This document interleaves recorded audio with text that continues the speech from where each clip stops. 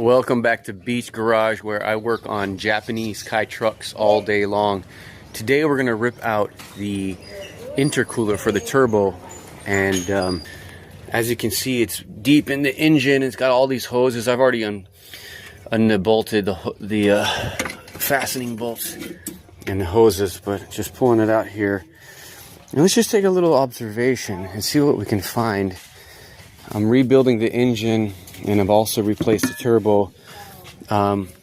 Immediately you can see there's oil in there, and a pretty good amount, you know. Even though I flush all of the systems, just because of the capacity of this reservoir radiator, it holds it, and it's not going to just come out. And if that would come out, it's going to be pushed back into the intake of the engine, and it's going to run through the engine, you know, quarts of oil.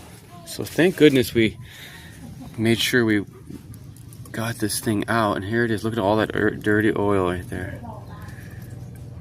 All that dirty oil, probably some water mixed in there, some other elements, and that was going to inhibit the cooling capacity of this thing. It would have been full of oil and just terrible on the intake of the engine, you know, going through your manifold and all your fuel, the injectors.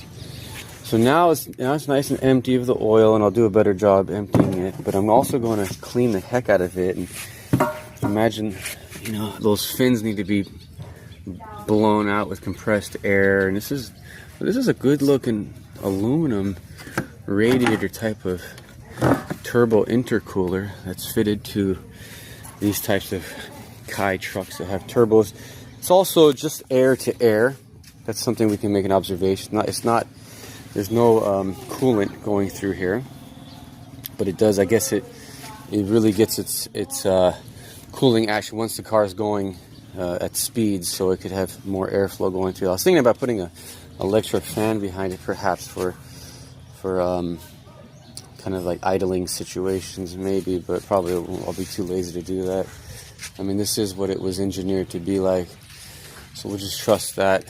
And just feels good though to take this thing out and give it a real good clean. Look at those dirty fins in there.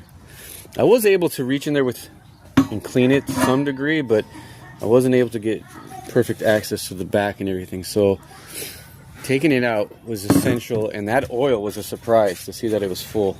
Okay guys, happy tuning out there. Shaka.